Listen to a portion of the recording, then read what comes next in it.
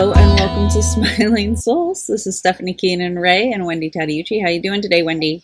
Mm-hmm. Mm-hmm. I had to take a drink. So I'm drinking out of my, I have a set of Gilmore Girls glasses. It says End of Summer Madness Festival. Fun. Mm-hmm. And it has little picnic baskets and leaves and lemonade stands. And then on the back it says, it's a big, fat, happy sunshine day. Which is, that's totally Luke. If you know the show, if you don't, go watch it.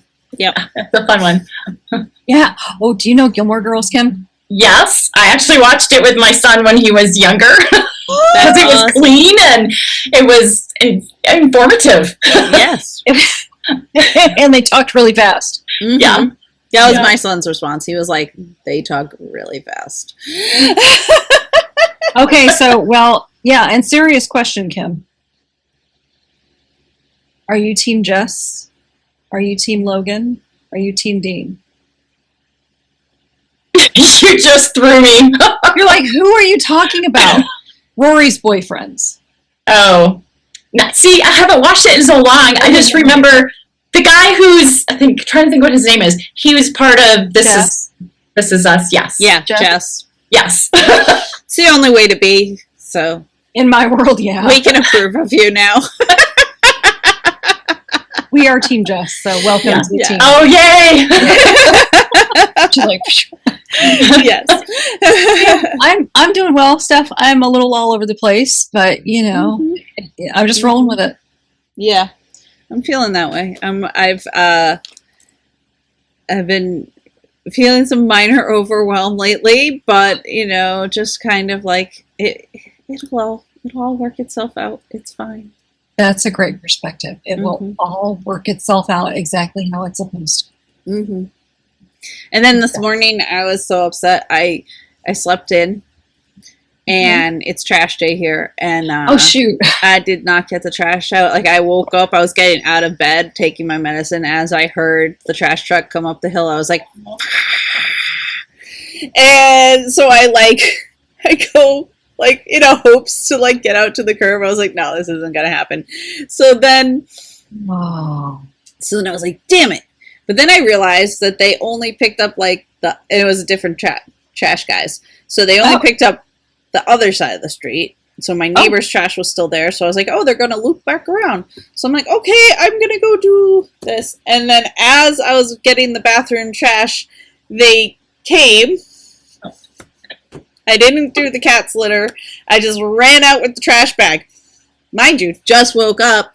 God knows what my hair looked like. No bra, no shoes, running out there. Yeah. And the guy had gone down the street to the next house, and I'm like running after him, like, hey! And he's talking to somebody who's picking the recycling bin out of, like, my neighbor's recycling bin, you know, the people that come around to get the bottles that they can get 5 cents for. So he's talking to that guy who's picking somebody else's recycling bin. And I'm like, hey! And I swear the guy who was picking the bin saw me and tried to tell the trash guy, but the trash guy took off, and I was like, you're so...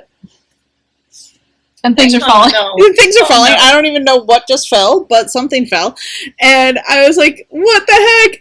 And so I felt like I was like, oh, I hope none of my neighbors are like witnessing crazy Stephanie at this moment.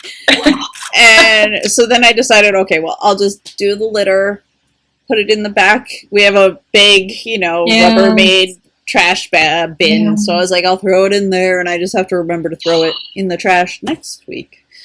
Oh. I have also concluded that maybe I need to just do the cat's box the night before and tell my child that from now on Friday mornings, he needs to take the bags. Hey, there you go. To the curb. Along that's with a great idea. Yeah, so, that's a great job. That is a great job for him. Yeah. I'm assuming he gets up early. He does. And he comes in and is like, hi. And I'm like, go away. Because my husband is on a job right now where he gets home at 1 a.m. Right. And so Joe definitely needs to keep sleeping. And I, a lot of times, do not fall asleep until practically the time that my husband comes home. And so So I also don't want to get up, especially like now when I don't have to. So, Seriously. so I'm like, leave me alone.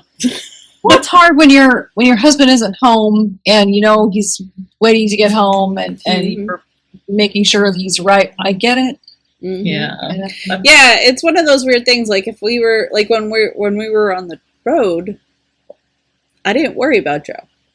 Oh, interesting. I don't know. He's a grown ass adult. He can take care of himself. Yeah. But when I'm home, I worry about it. I get it. I don't know what. I get it. Well, you were out of your environment. True. With the girls. Yeah. So maybe it just wasn't the same. It wasn't landing the same. Mm-hmm. Or like when he's on the road, when he goes on the road for work, I don't really sit there actively worrying like, is he okay? Like there's always a risk of like something could happen at work, but like for the most part, that's not I try not to think about that. Oh, right. Yeah. And if something were to happen, I would know about it, but I would hope, but yeah, it's such a weird thing that I don't really ponder it very often, like when he's away or when but when he's nearby and working a weird job where he's working till 1 a.m. and I think it's more the like driving home when he's tired because he's more a morning guy, but now luckily he has shifted into this schedule. He's gotten used to it. Yeah, he's gotten a lot more used to it. Yeah. Oof. Yeah. Girl. Hard to make that shift. It is, yes, and which I think is why half of my brain is scrambled because of this, because it's like not sure what's happening. What part of the world is up today? Sleep schedules are a thing. I when know. it's off, it's like, oh. Mm-hmm. I hear you on that. Mm-hmm. I'm a morning person, but Me too. still sometimes I wake up far too early and throws everything. I'm a morning person, but I will not get out of my bed like willfully until 6 a.m. Oh wow! Ideally, 6:30 is actually my proper like. Yeah. If I'm gonna get up early, 6:30 is my like natural getting out of bed time. But I'm starting to find that I think 7:30, 8 o'clock is my absolute favorite. Sweet spot. Yeah. I like that. Mm-hmm. Mm-hmm. All right. What about you, Wendy? What's going on in your world? Let's see. I'm blanking out. Just a lot is going on. Yeah. And mostly it's good. Mm-hmm. We're getting 4 new tires on our almost not even a year old vehicle. Oh wow! Don't love that. No. Yeah, but you know what? It brings me back to the little blessings that was on my calendar today. Be thankful for the little blessings. The tire didn't blow out. Right. We didn't get a nail in the tire when I was with my mother last weekend traveling. Right. Yep. The tire, it was found like in town. I could still drive it. Now I have a donut on the car, which is great. But it's all going to be taken care of today. So, and we have the money to, right? It's not a, so blessings. So blessings. Okay. Yeah. Cool. Mm-hmm. How about you? Besides the sleepy thing. Yeah, I'm doing good. Yeah. Coming up with some new things in business and stuff, and just exciting. Trucking along. But just trucking along, girl. Yeah, Yeah. So life is good. Should we do oracle cards? I think we should. Okay, I'll go first since I'm also pulling for Kim. Yeah. All right. So this is your Rooted Woman deck. Rooted Woman. Yeah. I pulled the Well. Well. Well. The source of life. Wells, in the native traditions of Britain and Ireland, have their roots in the other world. They are gateways between the worlds. The water which flows from them offers up otherworldly nourishment, not just physical or spiritual. Because of that, wells were recognized as sacred, just as they have been by nearly every culture on the planet throughout age. The wells and springs which originated in the other world would once have been dedicated to Sovereignty, the goddess of the land who bestowed the gifts of the other world. The gifts of the wells are many. Some were known for their healing powers, others for granting fertility. Magical fish which lived in the well, salmon, or sometimes trout, might appear to those who would come seeking insight and foreknowledge. These fish are credited as grantors of aimas, forms of intuitive knowledge and wisdom, which is the other world's greatest gift. The waters of the well, then, is the source of life and the spiritual wisdom. But the source of life must be cared for. A good well must be tended, and if you neglect a well, you're also neglecting the soul of the land, and you're neglecting your own soul and what nourishes it. The well card invites us to replenish and renew yourself in the freely given waters of life, but it also asks that you respect and treasure their source.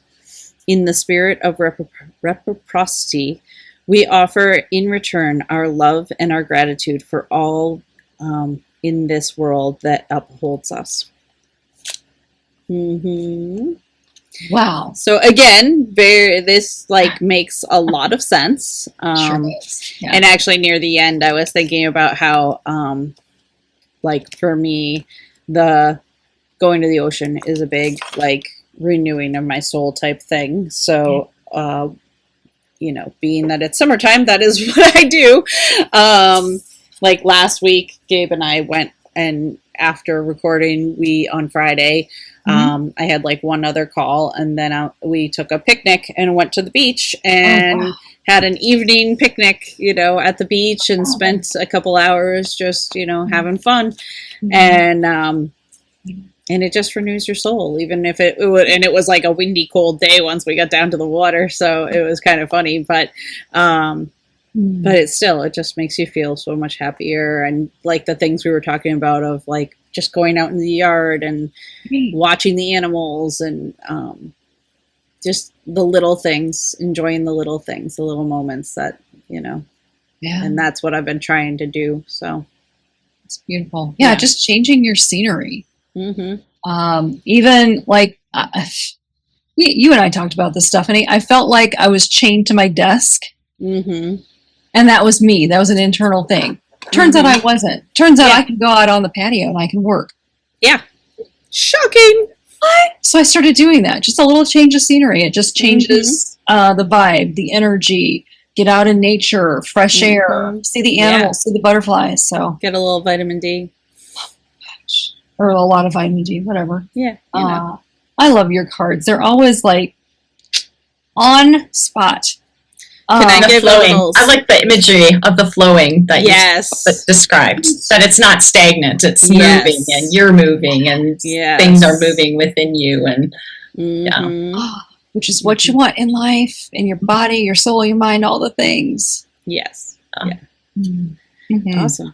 Go ahead, Wendy. Yeah. Oh, okay. Got it. So I pulled from Angels and Ancestors, the Traveler, which is so interesting because I am getting that itch to travel.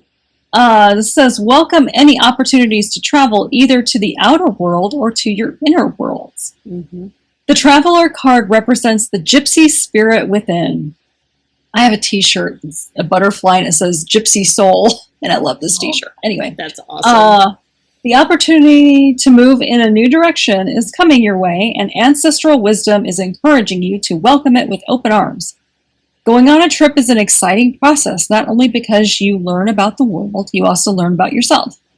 This card, I'm holding it up correctly, often comes up when you have a chance to go through a process of awakening and understand even more about the amazing qualities you have to share with the world. Often such journeys can be lonely, but this in itself can teach you that you are never really alone, and your angels and ancestors are there for you. This goes on to say, the road you are on may be the road less traveled. I think we can all identify with that one on this call. But this journey is going to be highly beneficial for your emotional and spiritual growth. If this isn't about covering outer distance, it's about covering distance within, and you will be evolving every single moment of it. Remember to keep things simple and to lighten your load, because that will make your journey more enjoyable.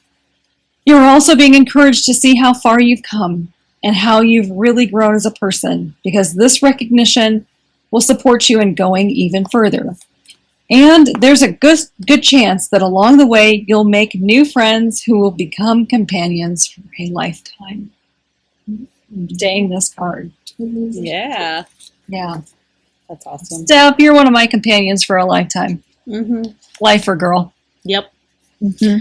So when I was a kid, I used to dress up as a gypsy like almost every year for Halloween. Why does that not surprise me? I really wanted to be a gypsy. I so relate with that. Really? Yeah?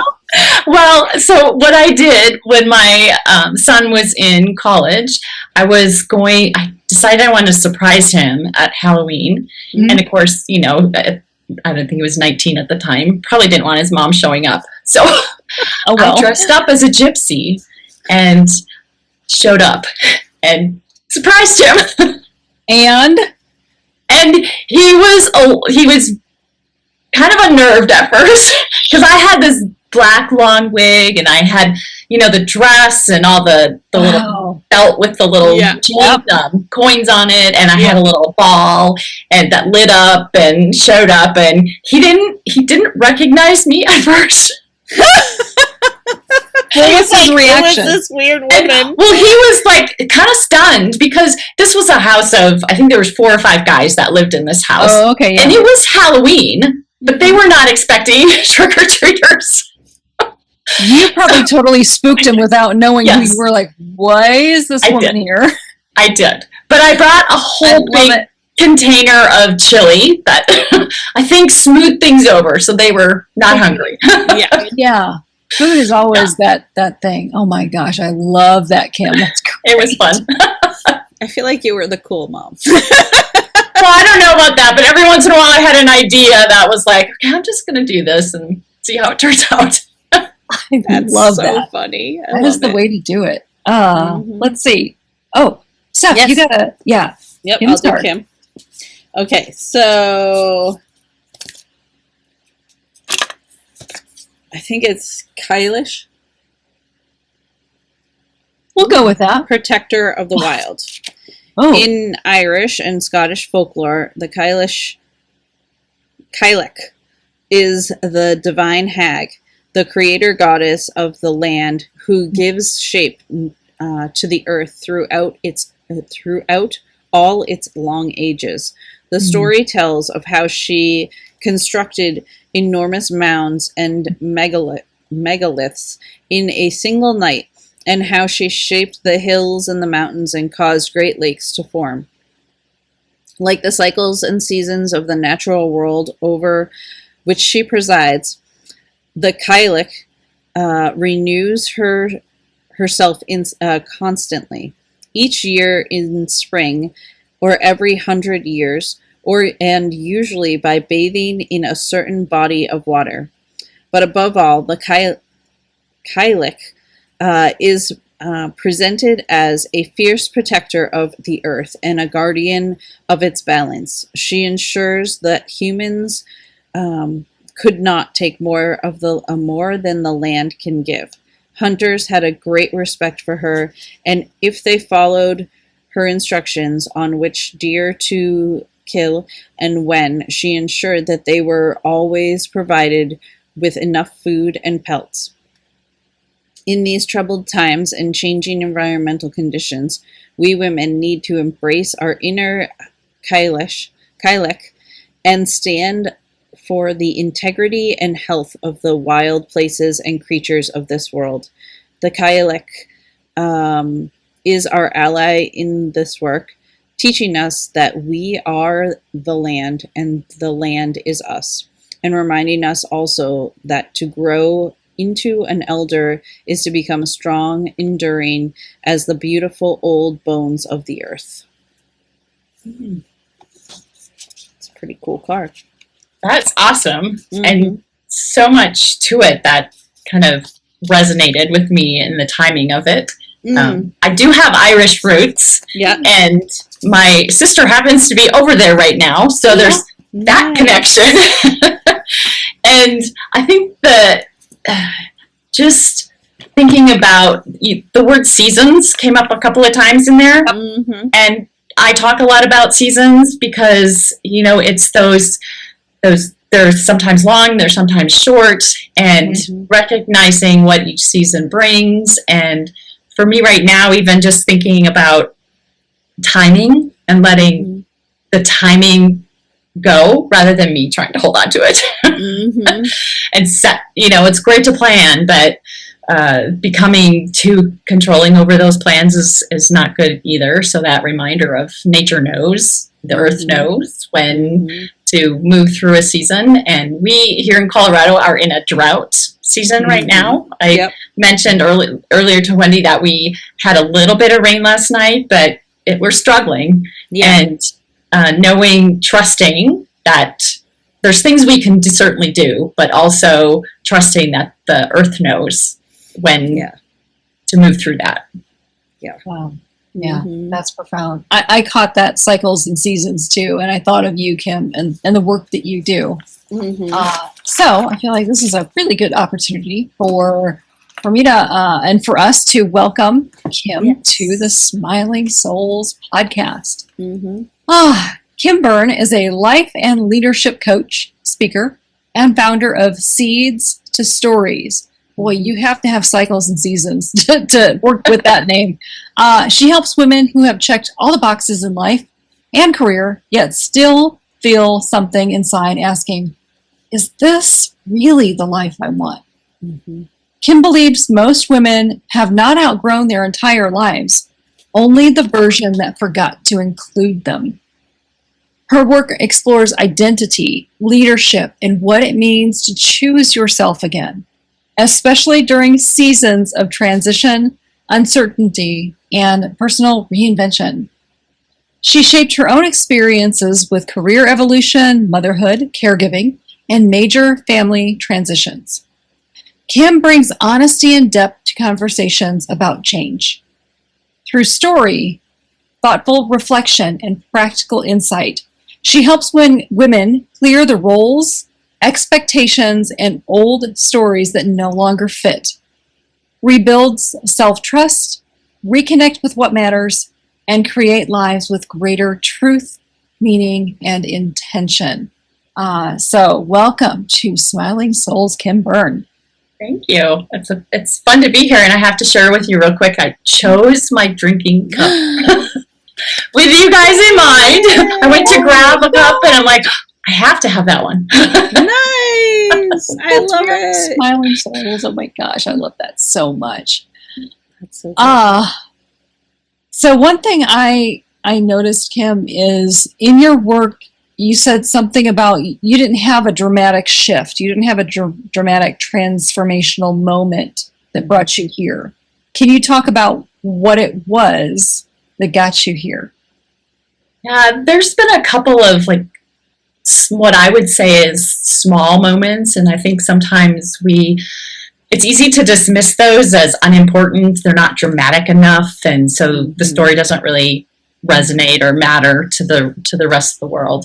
And the one thing that there's been a couple of transitions. One, I worked for over 15 years in corporate America, and I was part of a downsizing, and that can seem dramatic, but at the time I had to step back and go, is this the life that I really want to live?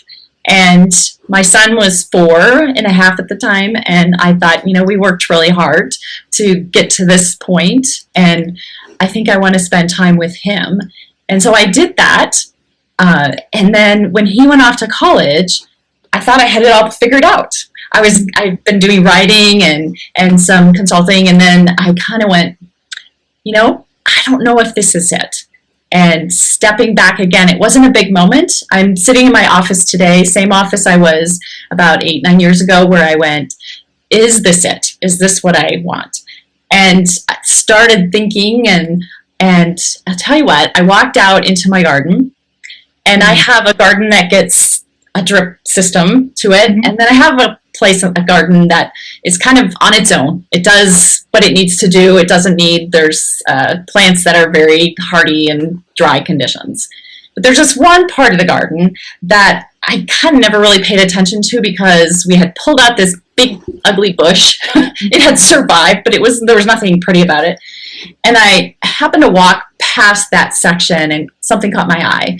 And in the middle of that garden, there was this sunflower. And it was a wild sunflower, but the soil there is not conducive to growing much. And I looked at it, and there was this moment where I kind of went, that sunflower seed at some point, I don't know how it ended up there, but it knew what it needed to do.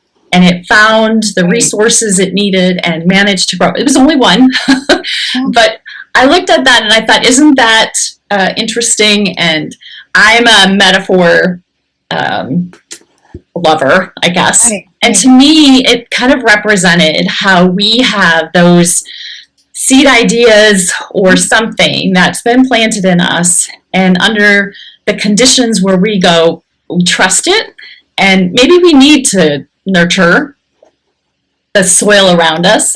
Sometimes I like to say nurture our soul instead of the soil, and take that for knowing who we are and letting ourselves grow and bloom in the season that we're meant to kind of grow. And then stepping back from that is a sunflower can have up to like 2,000 seeds. And when it's full bloom, those seeds become more, can be planted and become other things. So to me, that was not a dramatic moment, but it was one that really resonated on different levels for me, and was kind of the impetus for starting to think harder and connect inside your card, Wendy, about doing that internal traveling and finding what is that seed in me in this season that needs to be planted and nurtured and grown. Wow. Yeah. The cards are always on point, especially when the three of them come together. All different decks, but yet there's a through line. Kim, what or who has been your biggest inspiration? That's a tough one. Yes. There's been some really awesome stories that I've walked with people. Yeah. But one that really kind of got me on my coaching journey was a woman, a friend. We had been friends for many years and close on a certain level, but we had a conversation, and in that conversation, she shared with me that she was thinking about starting a business. And she had this website, but she wasn't sure. And so I said, well, just send me your website. And she sent it to me, and I looked at it and I went, what are you waiting for? It's there. It's ready. And just put it out there. And you could tell she was still a little tentative about it, but we talked a little bit more. And she ultimately decided, okay, I'm going to put it out there. Yeah. And it took off. Now, I'm not going to say it was ginormous, but it took off enough for her to trust herself to keep working at it and expand it, even more. So, because you remember your first, right? Oh, absolutely. Because she was the first that I really felt like it was this process we had kind of gone through, not a formal process, but just conversation, discovery, understanding, and kind of seeing her start to nurture her surroundings and her environment so that it was an opportunity for her to then finally go, yes, I'm going to step into this fully. And that's it, is having the conversations and discovering and being curious all leads to, oh, I really can do this and it really is ready. Let's go. Yes. Ooh. And it's a full circle moment, because as I did that with her, I kind of went, oh, well, this is what I'm designed to do. This is what I get excited about. This is what I enjoy working with people. And I don't have answers. I just have questions, and helping them Right. lean into those questions and find the answers within themselves with more questions. And yeah. Wow. Who does your ideal client look like? Who's the woman that you love to work with? Like, what are her challenges? What does she really want to manifest? That's a great question. And one that I sometimes struggle with, because it's not it's not like a box of Right. women. It's more the woman who has been successful in their life, and they almost, some of the hardest transitions are not when we have to, or we're looking about, there's nothing really wrong, because Right. there's something wrong, we really feel like, okay, I got to make this change, I got to make it right. Yeah. But when it's not obviously wrong, the life is pretty good, the career is pretty good, family's pretty good, not perfect, but pretty good. And yet there's this deep kind of inner knowing that something needs to change. And that could be in a lot of different areas. And sometimes they know exactly what it is that they need to change, but they're kind of sitting at this, I've got a lot of information, I've learned about certain things, but they're not getting to the actual action and doing something. Mm-hmm. And then there are people who are kind of like, I'm not really quite sure, and they need that kind of a guidance, a container to go, well, what area of my life is the deepest nudge coming from? And sometimes that is a career. Sometimes it's just simply I shouldn't say simply, because it's all important. It's a dream that maybe they've held on to for a long time and never made the time for, because it's always when the kids go off to school, or when I'm, through this phase of life, or when I'm, have more time, those kinds of things. And so it's really, they have an awareness that they can point to that awareness, and just need to kind of circle through that a little bit and go a little deeper to find out what is the thing that truly matters. Because, once we think about doing some of those things, we're going to continue to grow and evolve. We want to, right? So it's not like you have to make the perfect decision right now. You just need to take some level of action. Wow. I like that. And yeah, it is. It's kind of that level of woman where, you're just kind of, you're in the muck, right?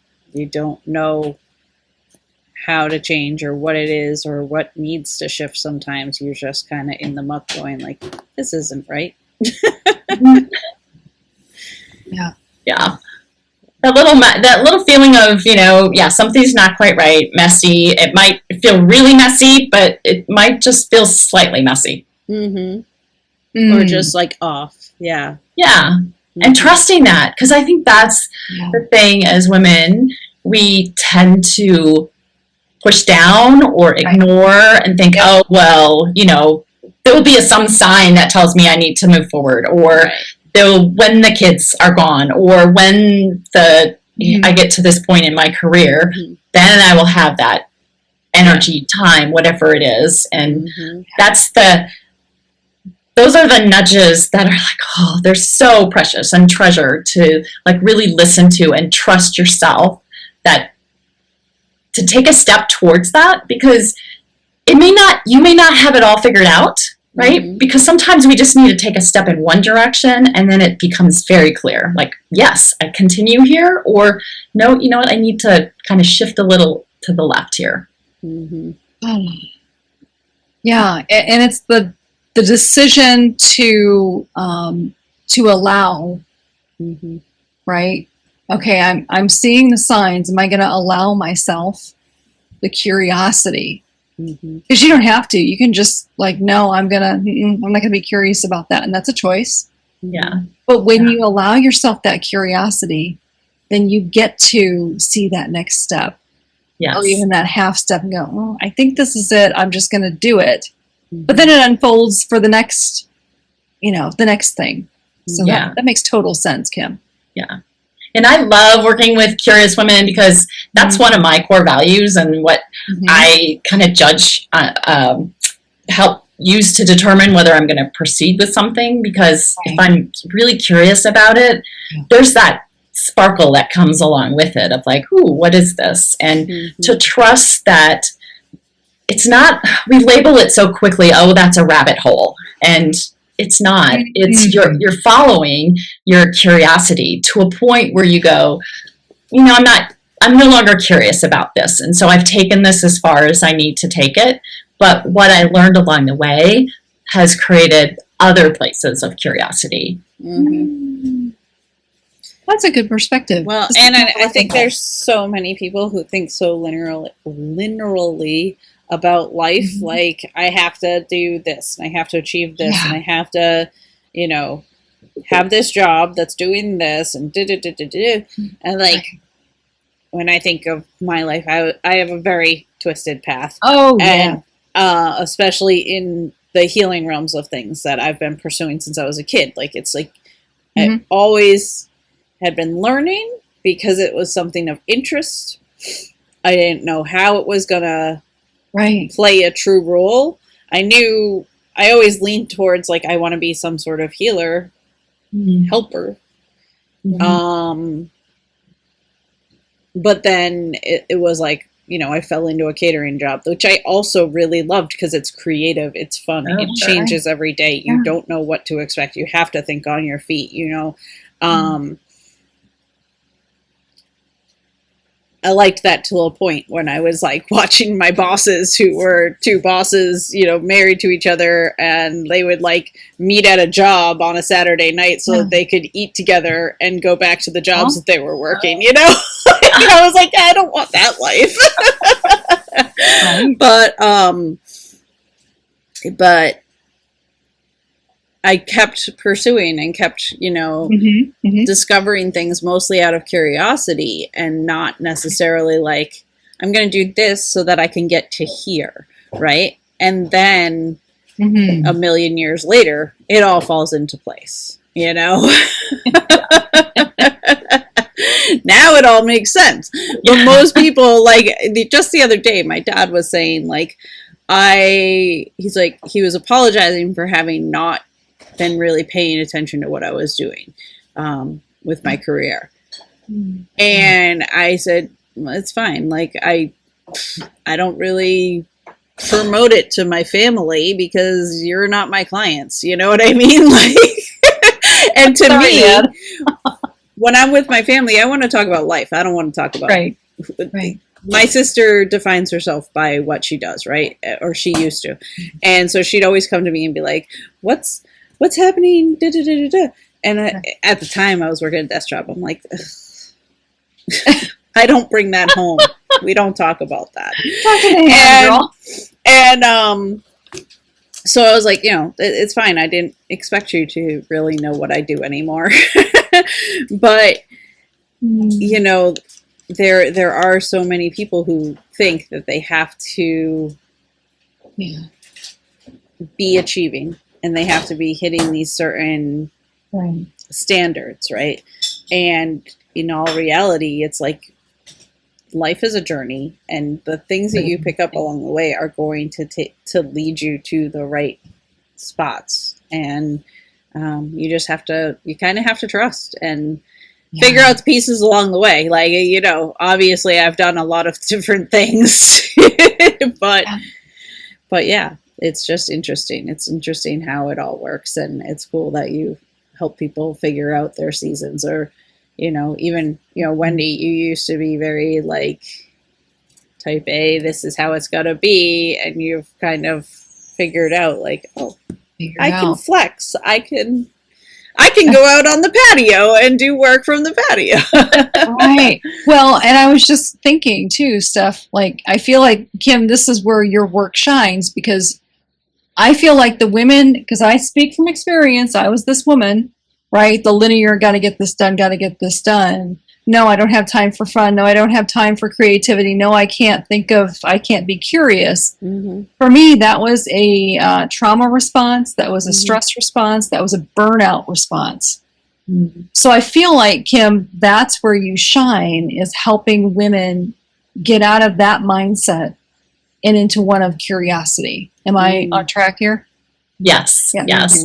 Yeah. And to piggyback on what Stephanie said, there's this idea of achievement, and culturally we've been taught that your value is determined by what you can achieve, and defining that achievement. And so often that's restricted to what we do, particularly from a career standpoint. But there's so much more to life, and deciding I want to be really in alignment with who I am. And then the achievement happens in time, and learning to trust that. I know when I had a plan, came out of college, I was going to get married, I was going to start a family a couple of years later, and then I was going to work, and it didn't work out that way. And that was kind of one of those first times where I went, wait a minute, I'm not in control.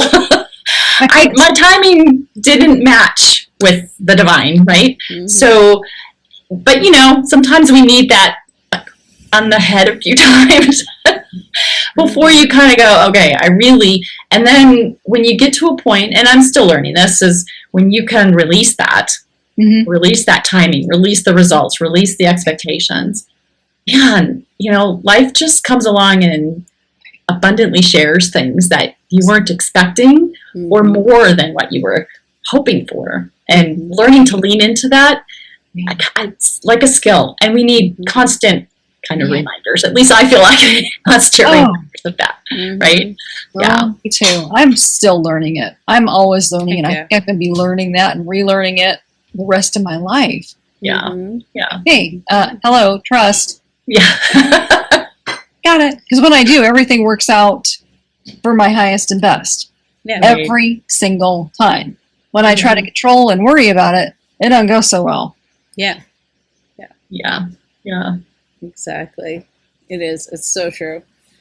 And there's like the different, I think there's also, there's that season, like when you're young, like the people that think like, this is my plan, and it doesn't go that way. Or when you hit like mid 40s, 50s, and you're like in a new season, and your body's like teaching you all new things, and you're just like, what the what? And like just life just shows up a little different, like when we had Tamira on, like she was talking about how so many women leave their jobs because they can't do their jobs well because of menopause brain and all the different things. And it's like you're probably sitting there going, what do I do now? Right? Like, what is this? What is this? Right? And that's where I get back to myself.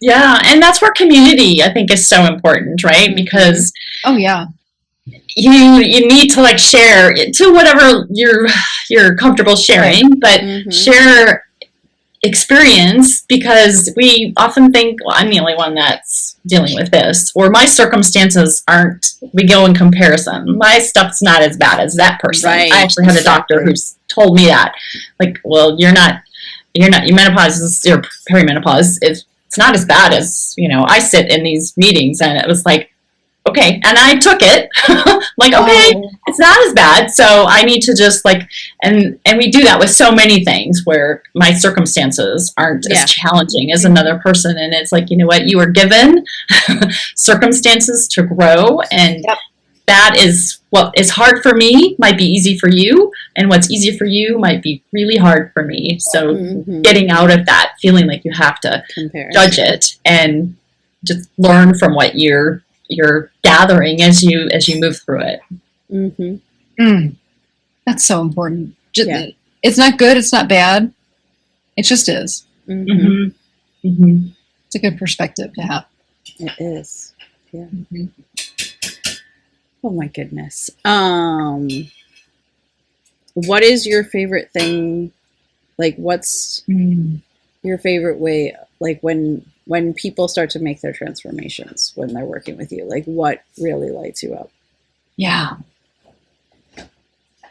When I see there's kind of this moment where they you can see it in their eyes, in their energy, that they got it. It might be a little tiny little spark, but they got it. And they're starting to build this momentum almost of, I can do this, and I'm going to try this, and I'm going to trust this, and I'm going to see where this leads. And that to me is, it's like a crescendo maybe in music, where it starts so quiet, and yet it grows and grows and grows, and you get to see that kind of building. And sometimes I see them through the final crescendo, and sometimes I see them through just that middle, where they need to just have that opportunity, and it might take longer for them to get to the big crescendo, but that's their journey, that's their timing. And yeah, just being part of that is really kind of where I don't know, it feeds my soul and feeds who I am, and being able to see that, overwhelming kind of decision, because some of these decisions become very complex, or they can feel very complex, and bringing them into that moment of simplicity, where then they can see that path forward 1, 2, 3 steps at a time. Very cool. I love that metaphor of the crescendo. Yeah. That totally makes sense. Like, you see that little spark, and it's like, okay, wait for it. It's going to go up to whatever level it's ready to, but you get to witness that. Yeah. And there's that feeling of anticipation too, right?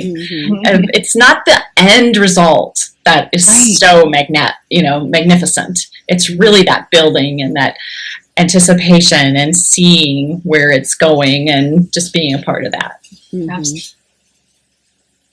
Nice. That's fantastic. We are all blessed, lucky with the jobs, the careers, the choices, the amazing things we get to witness with our clients. That's how I feel anyway. I know you're shaking. Both of you are shaking your head like, yeah. This is the gig, man. We're lucky.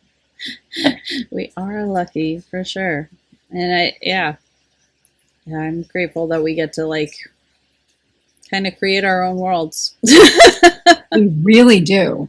Yeah. We get to co-create. Yes. With the divine. Yes. Yes.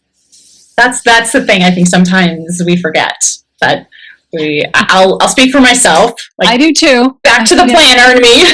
Yeah. Of I'm going to create this, and forgetting to check in the site here. And when I do that, I usually, something happens where I get a little reminder of need to check back in. And yeah. Same. I'm going to do this on my own. Oh, that failed spectacularly. Yeah. Oh, wait, I forgot. Yeah. What do you think? And then it goes much better. Yeah. Let's see. I was going to ask you something. Oh, books. You had mentioned, Kim, and I have not heard this author, Jim Collins. Title is What to Make of a Life. The title sounds very interesting. So tell me, what about that stuck with you? Well, some of your audience might be familiar with Jim Collins' books, Good to Great, and the flywheel kind of concept. They're written from a business standpoint. Oh, okay. And I read some of his books back a long time ago. Yeah. And believe it or not, I had this feeling like, gosh, there's so much here that is applicable to personal growth. Sure.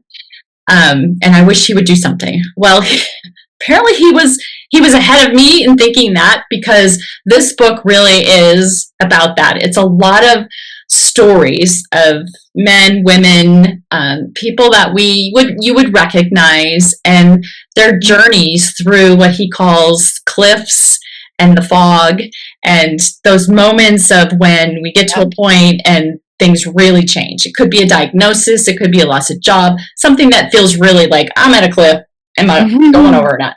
And then we end up walking a little bit around in the fog sometimes. And so what I love about this book is he takes some somewhat complex things that happen to us in life, and we tend to think there's only one path forward.